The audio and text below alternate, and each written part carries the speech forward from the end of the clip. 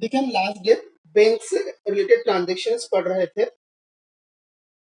तो बैंक से related transaction में हमने ये समझा था कि जब भी हम बैंक अकाउंट की बात करते हैं तो हम बैंक में अपने अकाउंट की बात करते हैं, बैंक की बात नहीं करते हैं। कैश डिपॉजिट इनटू बैंक या कैश पेड इनटू बैंक, यहाँ पर क्या हुआ, बैंक रिसीवर है, बैंक रिसीवर है और कैश गोज आउट हुआ। अब तो then second, cash withdrawn from bank, cash withdrawn from bank for office use और cash withdrawn from bank for office expenses. Means what, cash हमने बैंक से withdraw किया है और विड्रॉ करके क्या करा है, हमने उसे शॉप में लेके आए हैं। ठीक है, पर्सनल यूज के लिए बिजनेसमैन घर लेकर नहीं गया है।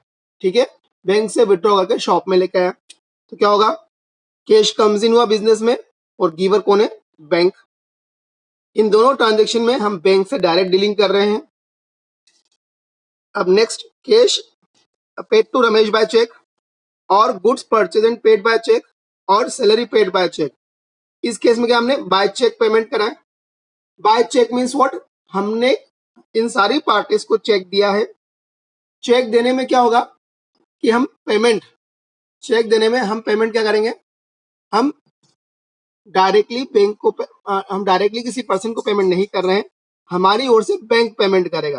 तो यहाँ पर गिवर कौन बनेगा, जब भी हम किसी को चेक देंगे, जब भी हम किसी को चेक इश्यू करेंगे तो गिवर कौन होगा, बैंक। क्योंकि पैसा कहाँ से गोज आउट होगा, बैंक से, हमारे बैंक अकाउंट से पैसा गोज आउट हो रहा है। ठीक है, तो यहाँ पर पेड टू रमेश, तो रमेश रिसीवर हुआ। गुड्स परचेस, तो गुड्स कम्स इन हुआ। सैलरी पेड, तो सैलरी एक्सपेंसेस हुआ। तो रमेश यदि कोई रिसीवर हो तो गुड्स परचेस कर तो परचेस, सैलरी हो तो salary account debit to bank. Third, then fourth आपका रहा था, फोर्थ में क्या था, चेक रिसीव्ड फ्रॉम नरेश और good sold and check received और रेंट रिसीव्ड बाय चेक। ठीक है, इन लास्ट थर्ड केस में चेक इशू करे थे, इस केस में क्या हो रहा है, चेक रिसीव हो रहा है, चेक रिसीव हो रहा है। अब ध्यान दे, क्लियर इंफॉर्मेशन ना हो, in the absence of clear information it is assumed that we deposit the cheque same day in the bank. ठीक है, हम क्या मानेंगे, सेम डे हमने डिपॉजिट कर दिया है। ठीक है, अब सेम डे डिपॉजिट कर दिया तो चेक शॉप में आया और वापस से चला भी गया, तो शॉप में तो कुछ भी नहीं आया, इसका पैसा कहाँ आएगा, बैंक में, तो बैंक रिसीवर बन गई। पैसा पैसा कहाँ आएगा, बैंक में, तो बैंक रिसीवर है। ठीक है, देन फर्स्ट केस में नरेश गिवर था, सेकंड केस में गुड्स गोज आउट हुआ था तो सेल्स क्रेडिट हुआ। थर्ड केस में रेंट एक इनकम है तो रेंट रिसीव्ड क्रेडिट हुआ। ठीक है, तो यहाँ पर bank debit to Naresh, sales या रेंट रिसीव्ड। अब ध्यान दें, फोर्थ और फिफ्थ में डिफरेंस देखेंगे अपन, फोर्थ और फिफ्थ में डिफरेंस, इन चीज यहाँ पे समझना। चेक रिसीव फ्रॉम नरेश 7 जुलाई को, जुलाई 7 को क्या हुआ, cheque receive from Naresh. And जुलाई 9 को क्या हुआ, Naresh cheque deposit into bank या Naresh cheque endorse to Suresh. ठीक है, तो ध्यान दे, आपको एग्जाम में या बुक में जो भी क्वेश्चंस हो उन क्वेश्चंस पर ध्यान से पढ़ना पड़ेगा कि जब भी कोई चेक रिसीव हो, जब भी कोई चेक रिसीव हो, आपको उसके नीचे के ट्रांजेक्शन्स ध्यान से पढ़कर देखना पड़ेंगे। और ध्यान से पढ़ के क्या देखेंगे कि क्या इस चेक का आगे कोई यूज किया है क्या। ठीक है, जिस डेट को रिसीव किया है उसके नेक्स्ट डेट में या नेक्स्ट ट्रांजेक्शन में उसी चेक का कोई यूज हो रहा है क्या। यदि उस चेक का कोई यूज हो रहा है, इट मीन्स व्हाट, जिस दिन रिसीव हुआ है उस दिन डिपॉजिट नहीं हुआ है। ध्यान सुनना है, यदि चेक का आगे कोई ट्रांजेक्शन और आ रहा है तब हम क्या मानेंगे, जिस दिन रिसीव हो रहा है उस दिन डिपॉजिट नहीं किया है, बाद में डिपॉजिट किया है। चेक का कोई यूज नहीं हो तो हम क्या मानेंगे, फोर्थ ट्रांजेक्शन, कि एट ए टाइम हमने डिपॉजिट कर दिया, सेम डे डिपॉजिट हो गया। और इसमें क्लियर लिखा है, जुलाई 7 को चेक रिसीव फ्रॉम नरेश, जुलाई 9 को Naresh cheque deposit into bank या Naresh cheque endorse to Suresh. जब चेक रिसीव होगा जुलाई 7 को तो उस दिन हम क्या एंट्री करेंगे, चेक रिसीव हुआ तो जो कम्स इन हुआ वो रूल लगा, cheque in hand account debit to Naresh account, cheque in hand account debit to Naresh account. ठीक है, नरेश क्यों, क्योंकि नरेश गिवर है। ये जुलाई 7 की एंट्री है। देन जुलाई 9 में Naresh cheque deposit into bank, हमने नरेश का चेक बैंक में डिपॉजिट कर दिया, यहाँ पर बैंक रिसीवर बना। बैंक रिसीवर बना, ठीक है। To cheque in hand, to cheque in hand, cheque in hand क्यों? जो चेक आया था आपके पास वो क्या हो गया, चेक चला गया, ठीक है। Bank debit to cheque in hand, तो नरेश का चेक आया था वो चेक हमारे पास से अब गोज आउट हो चुका है, तो चेक इन हैंड क्रेडिट रहा। इसका और भी लिखा था, Naresh cheque in goes to Suresh, Naresh से चेक आया और हमने किसी और पर्सन को पेमेंट में दे दिया, तो वो पर्सन रिसीवर हो गया, सुरेश डेबिट हो गया, और क्रेडिट क्या, टू चेक इन हैंड। अब ध्यान दे, फोर्थ एंट्री में एंट्री थी बैंक टू नरेश, फिफ्थ के दोनों एंट्रीज को यदि मैं कंबाइन करूंगा तो अल्टीमेटली एंट्री यही आएगी। देखो पहली एंट्री क्या करी अपन ने, cheque in hand to Naresh, cheque in hand to Naresh, cheque in hand debit हुआ। दूसरी एंट्री में क्या हुआ, bank to cheque in hand, bank to cheque in hand means what, cheque in hand पहले डेबिट हुआ फिर चेक इन हैंड क्रेडिट हो गया, चेक इन हैंड डेबिट हुआ, चेक इन हैंड डेबिट हुआ और चेक इन हैंड क्रेडिट हो गया। तो क्या हुआ, डेबिट से क्रेडिट क्या हो गया, कैंसिल हो गया, डेबिट से क्रेडिट कैंसिल, तो अल्टीमेटली क्या बचा, bank debit Naresh credit, bank debit Naresh credit.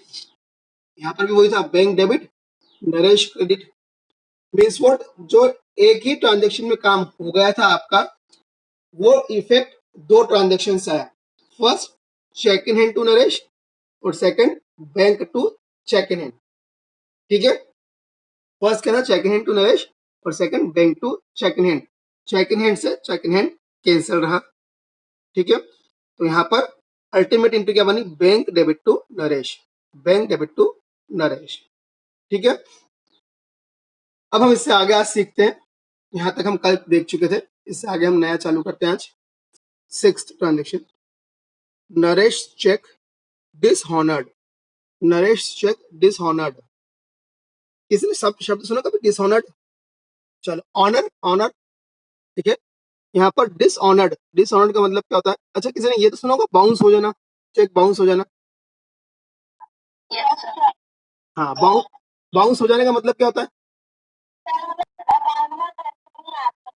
हाँ बिल्कुल सही बात है, अकाउंट में पैसे नहीं आते, ठीक है। मीन्स व्हाट, हाँ किसी भी रीजन से मिस्टेक हो तो हमें जो चेक मिला था हमने बैंक में डिपॉजिट किया, अब जब हम डिपॉजिट करते तो सामने वाले के अकाउंट से अपने अकाउंट में पैसा ट्रांसफर होकर आता है, वो नहीं आया, वो नहीं आया, उसी को कहते हैं चेक बाउंस हो जाना, ठीक है। और उसका अकाउंटिंग में नेम क्या है, डिसऑनर्ड हो जाना, क्या हो जाना, डिसऑनर्ड हो जाना, ठीक है। चेक क्या हो गया, डिसऑनर्ड हो गया। अच्छा अब सुनना, आपको चेक आया था तो आपने ये माना पेमेंट आ गया और आपने पेमेंट आने की एंट्री भी कर ली, अब एक दो दिन बाद मालूम पड़ता चेक डिसऑनर हो गया, तो क्या करना चाहिए हमें, हमने एक एंट्री करी थी चेक रिसीव करने की, क्या एंट्री करी थी, बैंक डेबिट टू नरेश, और फिफ्थ केस में भी अल्टीमेट एंट्री तो क्या निकल के आई थी, बैंक टू नरेश निकल के आई थी, ठीक है। तो जब चेक बाउंस हो जाएगा, जब चेक बाउंस हो जाएगा तो हमने क्या एज्यूम कर लिया था कि चेक बैंक में डिपॉजिट कर दिया तो बैंक रिसीवर बन गया, नरेश गिवर बन गया। पर जब चेक डिसऑनर हो गया इट मींस व्हाट, जैसे आपने कहा कि हमें उससे वापस लेना है, हम उसे इंफॉर्मेशन करेंगे, बिल्कुल ये सब बातें सही है, पर इसके साथ साथ हमें अकाउंट्स में एंट्री भी करनी पड़ेगी, अकाउंट्स में एंट्री भी करनी पड़ेगी। हम ये एंट्री अब रखने नहीं दे सकते, हमें अब क्या करना पड़ेगा, इस एंट्री को कैंसिल करना पड़ेगा, इस एंट्री को हमें कैंसिल करना पड़ेगा। अब कैंसिल करने के लिए हम क्या करेंगे, कैंसिल करने के लिए हम क्या करेंगे, अकाउंट में बड़ा सिंपल सा रूल था, कैंसिल करने के लिए उल्टा कर दो, ठीक है, कैंसिल करने के लिए करो उल्टा कर दो, ठीक है। मीन्स व्हाट, जो डेबिट है उसे क्रेडिट कर दो, जो क्रेडिट है उसे डेबिट कर दो, तो इस एंट्री को हमें कैंसिल करना है, बैंक डेबिट टू नरेश हमारी जो एंट्री थी उसे हम क्या करेंगे, कैंसिल कर देंगे, ठीक है। तो बताओ कैंसिल करने के लिए क्या एंट्री बनेगी, हाँ हम क्या करेंगे, कैंसिल करने के लिए Naresh account debit to bank account, Naresh account debit to bank account. अब ध्यान दे कि कुछ एक एंट्रीज ऐसी होगी जो मैं आपको अभी हाल रूल वाइज एक्सप्लेन नहीं कर पाऊंगा, तो इसे आप रट लो, बाद में मैं आपको रूल वाइज एक्सप्लेन करूंगा। तो देखो, नरेश चेक डिसऑनर्ड, नरेश का चेक डिसऑनर हुआ, यदि मैं रूल वाइज ढूंढू, receiver giver comes in goes out expenses income, तो यहाँ पर इससे एंट्री नहीं बनेगी, यहाँ पर इस बार हम यदि देखें तो मॉडर्न रूल से एंट्री बनेगी, या सिंपली से हम ये समझे कि हमने इस एंट्री को कैंसिल कर दिया, हमने अगर इस एंट्री को कैंसिल कर दिया, bank account debit to Naresh की जगह हम क्या करेंगे, अब Naresh account debit to bank, Naresh account debit to bank account, Naresh account debit to bank account. तो ध्यान दे, रूल वाइज याद करने की जगह सिंपली ये याद रखें कि हम यहाँ कैंसिल करने की एंट्री कर देंगे। नरेश पहले थी बैंक टू नरेश, अब हो जाएगी Naresh account debit to bank. Rule wise भी मैं आपको एक्सप्लेन करता हूं, पर अभी ध्यान दो, थोड़ी सी एंट्री लर्न कर लो, रट लो कि क्या एंट्री होगी, पार्टी टू बैंक। इस ओनर की एंट्री क्या होगी, पार्टी टू बैंक। जिस भी पार्टी का चेक है उसे डेबिट करेंगे और बैंक को क्रेडिट। तो डिसऑनर की एंट्री क्या होगी, party to bank. Narration being Naresh cheque dishonoured, ये नरेशन बेटा, नरेशन, ठीक है। हर एंट्री के एंड में हमें क्या करना पड़ता है, नरेशन लिखना पड़ता है। नरेशन क्या करता है, नरेशन एंट्री को एक्सप्लेन करता है कि ये एंट्री क्या है, ठीक है। ध्यान दो, यदि ये नरेशन नहीं होगा ना तो पता है एंट्री किसकी जैसी हुई, हमने थर्ड एंट्री करी थी ना, हमने पार्टी को पेमेंट में चेक दिया था, देखो पार्टी को पेमेंट में चेक दिया था, तब एंट्री क्या हुई थी, पार्टी टू बैंक हुई थी, तब भी रमेश टू बैंक हुई थी। तो नरेशन से ही क्लियर होता है कि एंट्री किस बात की है। नरेशन इतनी इंपॉर्टेंट चीज होती है। दोनों एंट्री सेम है, यहाँ भी पार्टी टू बैंक है, यहाँ भी पार्टी टू बैंक है, ठीक है। पर यहाँ पर हमने पेमेंट में चेक इशू किया था और यहाँ पर क्या हुआ, हमने चेक इशू नहीं किया है, चेक डिसऑनर्ड हो गया, बीइंग नरेश चेक डिसऑनर्ड। अब इस पे रूल की यदि बात करें, अपने पर्सनल रियल नॉमिनल वाले रूल की यदि अपन बात करें, तो यहाँ पर एग्जैक्टली वो उस रूल से एंट्री नहीं हो रही है, ये मॉडर्न रूल से एंट्रीज हो रही है। कि मॉडर्न रूल में क्या होता है कि हम कहते हैं ना, एसेट इंक्रीज होती है, एसेट को इंक्रीज करना है तो डेबिट करो, डिक्रीज करना है तो क्रेडिट करो। एसेट को इंक्रीज करना है तो डेबिट करो, डिक्रीज करना है तो क्रेडिट करो। तो यहाँ पर नरेश एक डेटर है, एसेट है, उसे इंक्रीज करेंगे तो डेबिट करेंगे। बैंक भी एक एसेट है, उसे डिक्रीज करना है तो हम क्रेडिट करेंगे। पर ये इतनी इजीली आपको याद नहीं रहेगा, तो बेटर है अभी इसे आप रट लें। हम बाद में जब एक सुटेबल टाइम आएगा तब मैं आपको सिंपली को वापस एक्सप्लेन करूंगा। अभी सिंपली ध्यान दे, डिसऑनर की एंट्री क्या होगी, Naresh debit to bank, means what, क्या याद रखना है आपको, पार्टी टू बैंक। डिसऑनर की एंट्री होगी party debit to bank. Next entry, charges charge by bank, और यूं कह सकते हैं interest charge by bank, charges charge by bank और इंटरेस्ट चार्ज बाय बैंक। मुझे बताना यहाँ पर ये बाय बैंक का मतलब क्या हुआ, बैंक में हमारा अकाउंट या बैंक ऑर्गेनाइजेशन। बिल्कुल सही बात है, यहाँ पर बैंक में हमारे अकाउंट की बात नहीं हो रही है, यहाँ पे किसकी बात हो गई, बैंक ऑर्गेनाइजेशन की बात हो रही है, ठीक है। मैंने इसीलिए आपको एक्सप्लेन किया था कि हम बैंक में अपने अकाउंट से रिलेटेड एंट्रीज करते हैं, ठीक है। बैंक ऑर्गेनाइजेशन से हमें कोई लेना देना नहीं होता है। अच्छा, charges charge by bank, bank organisation ने चार्जेस लगाए, किस पर चार्जेस लगाए, पार्टी पे। मतलब बैंक के लिए पार्टी कौन है, हमारा बैंक में अकाउंट है तो हम एक पार्टी हुए, ठीक है। बैंक ने चार्जेस लगाए तो बैंक की सारी पार्टी इस पर चार्जेस लगाए, बिल्कुल सही कहा। तो हम भी बैंक की एक पार्टी है, तो इट मींस व्हाट, बैंक ने हमारे पर चार्जेस लगाए हैं, ठीक है। बैंक ने हम पर चार्जेस लगाए हैं। अब हम पे चार्जेस लगाए तो ये बैंक पैसा हमसे लेगा या हमको देगा, लेगा, बिल्कुल सही बात है, बैंक ये पैसा हमसे लेगा। अच्छा, लेने के लिए वो हमारे घर आएगा, ठीक है। बैंक किसी के भी घर पैसा लेने नहीं आएगा, बैंक के पास आपका पैसा रखा हुआ है, क्या रखा हुआ है, अकाउंट में। तो हाँ, अकाउंट में, तो बैंक क्या करेगा, अकाउंट में से पैसा डिडक्ट कर देगा। बैंक क्या करेगा, अकाउंट में से पैसा डिडक्ट कर देगा, ठीक है। बैंक हमारे अकाउंट में से पैसा कट कर देगा। चलो अब हम इस एंट्री पे आए, हम वापस रूल लिख ले shortly. First rule receiver giver, second rule comes in goes out, third rule expense income, ठीक है। अब मुझे बताना, यहाँ पर कोई रिसीवर या गिवर है क्या, बैंक ने चार्जेस चार्ज की तो रिसीवर या गिवर है क्या कोई, बैंक रिसीवर है, बिल्कुल सही बात है। कौन सी बैंक रिसीवर है, बैंक ऑर्गेनाइजेशन की बैंक, जो ऑर्गेनाइजेशन है वो, हाँ जो ऑर्गेनाइजेशन है वो। तो ध्यान दो, हम बैंक ऑर्गेनाइजेशन की तो बात ही नहीं कर रहे होते हैं, ध्यान रहे, हमें कभी भी बैंक ऑर्गेनाइजेशन से मतलब ही नहीं है, ठीक है। हम उसका नाम बुक्स ऑफ अकाउंट में कभी नहीं लिखेंगे। हमें किससे मतलब रहेगा, हमें मतलब रहेगा बैंक में हमारे अकाउंट से, बैंक में हमारे अकाउंट से, ठीक है। तो यहाँ पर रिसीवर कौन है, बैंक वो ऑर्गेनाइजेशन है जो वो रिसीवर है जिससे हमें कोई मतलब नहीं है, ठीक है। तो यहाँ पर कोई रिसीवर नहीं मिला आपको, ध्यान दें, यहाँ पे कोई रिसीवर नहीं मिला। ठीक है, क्लियर ये बात? बैंक एक ऑर्गेनाइजेशन है, वो रिसीवर है जिससे हमें जो हमारी एंट्री में हम कभी रिकॉर्ड नहीं करेंगे। ठीक है, अब कोई गिवर है?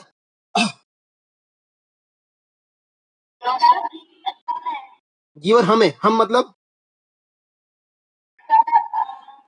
चलो बिल्कुल सही बात है, गिवर हम है। हाँ बिल्कुल, गिवर हम है, बिल्कुल आप सही जा रहे हैं। गिवर हम है, हम मीन्स हमारे से बैंक पैसा ले रही है तो हम गिवर है। अब हम गिवर है तो हम कैसे बैंक को पैसा दे रहे हैं? दरअसल बैंक हमारे अकाउंट में से पैसा डिडक्ट कर लेगी, बैंक हमारे अकाउंट में से पैसा डिडक्ट कर लेगी। तो इट मीन्स व्हाट, यहाँ पर हमारा बैंक अकाउंट गिवर है। कौन गिवर है? हमारा बैंक अकाउंट गिवर है। तो यहाँ पर गिवर के रूप में हमें कौन मिला? Bank account. ठीक है, हमारा बैंक अकाउंट। चले, क्रेडिट मिला हमें। फिर देखे कुछ कम्स इन गोज आउट हुआ क्या? बिजनेस में कुछ कम्स इन गोज आउट हुआ क्या?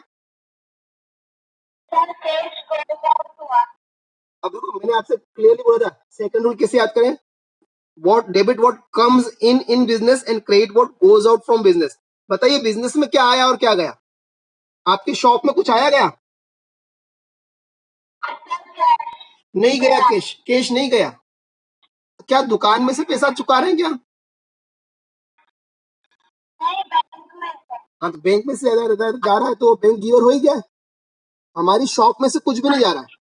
ठीक है, हमारी शॉप में से कुछ भी नहीं जा रहा है, तो कुछ भी गोज आउट यहाँ पर नहीं है। पैसा कहां से जा रहा है? बैंक अकाउंट में से पैसा जा रहा है, तो वो हम पहले ही ढूंढ चुके हैं कि बैंक गिवर है। ठीक है, तो कुछ भी ना कम्स इन है ना गोज आउट है। देन बताइए, ये एक्सपेंसेस है कि इनकम है? बैंक चार्जेस आपके लिए एक्सपेंस है कि इनकम है? एक्सपेंसेस, बिल्कुल सही। तो यहाँ पर आपकी एंट्री क्या बनेगी? बैंक चार्जेस अकाउंट या interest account debit to bank account. ध्यान दें, हमें जो गिवर था, गिवर के रूप में कौन था? Bank account. Bank account means what? अपने बैंक अकाउंट ने पैसा पे करा है, अपने बैंक अकाउंट ने पैसा पे करा है। इसको बैंक ऑर्गेनाइजेशन को, जिससे जिसका नाम बुक्स ऑफ अकाउंट में रिकॉर्ड नहीं करते। ठीक है, तो आपकी एंट्री क्या रही? बैंक चार्जेस अकाउंट डेबिट, जो कि एक एक्सपेंसेस है, या interest account debit to bank narration being charges, या इंटरेस्ट हो तो interest charge by bank, being charges और इंटरेस्ट चार्ज बाय बैंक। अब बेटा ये एंट्री स्टूडेंट को बड़ी कंफ्यूज करती है। अभी तक का मेरा रिकॉर्ड यही रहा कि बच्चे इस एंट्री को इजीली समझ नहीं पाते। आप आपके डाउट बताओ बेटा, कि यदि किसी को कुछ एंट्री से एंट्री पे डाउट हो रहा है तो बता दे, हम देख ले क्यों डेबिट किसी को करा या क्यों क्रेडिट करा। तो सेवंथ हुआ आपका चार्जेस चार्ज बाय बैंक या interest charge by bank. Next eighth, interest allowed by bank, interest allowed by bank. ये हमारी एंट्री बनी, इंटरेस्ट अलाउड बाय बैंक। इसका क्या मतलब निकलेगा? कोई बताएगा इसका मीनिंग? चलो मैं एक क्लू देता हूँ। बैंक हमको हमसे कुछ ले रही है या हमको कुछ दे रही है? बैंक दे रही है। ठीक है, अलाउड बाय बैंक, बैंक ने अलाउ किया। ठीक है, इट मीन्स व्हाट? बैंक ने हमें दिया है, इस बार बैंक ने हमें दिया है। और ये bank means what? By bank means what? Bank जो ऑर्गेनाइजेशन है वो। लास्ट केस में बैंक ने हमसे लिया था, इस बार बैंक हमें दे रही है। लास्ट केस में बैंक हमसे ले रही थी, इस केस में बैंक हमें दे रही है। ठीक है, तो इस बार बैंक ऑर्गेनाइजेशन ने हमें इंटरेस्ट दिया है। ठीक है, बैंक ऑर्गेनाइजेशन ने हमें इंटरेस्ट दिया है। अब मुझे बताइए, बैंक जो ऑर्गेनाइजेशन है हमें इंटरेस्ट दे रही है, तो वो देने हमारे घर पे आएगी?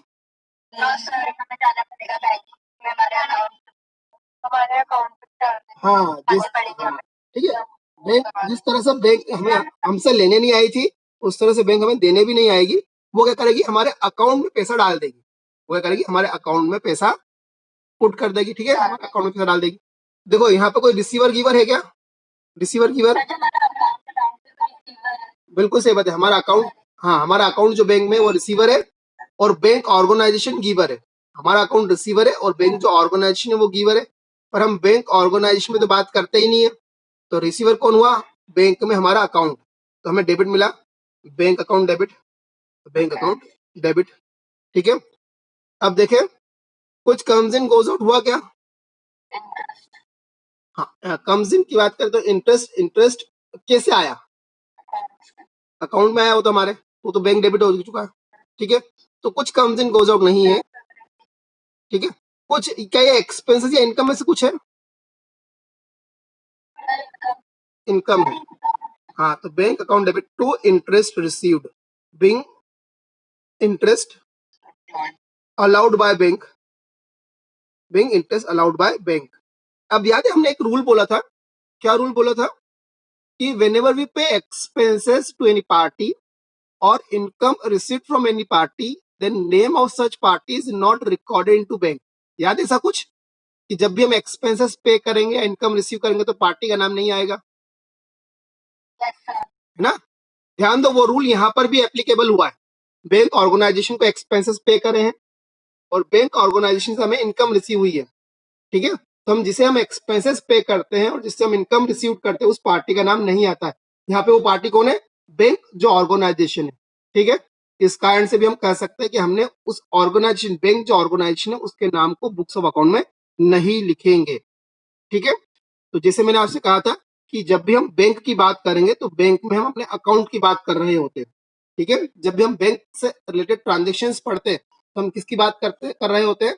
बैंक में अपने अकाउंट की बात कर रहे होते हैं। उस बैंक ऑर्गेनाइजेशन में क्या हो रहा है उससे हमें कोई लेना देना नहीं रहेगा।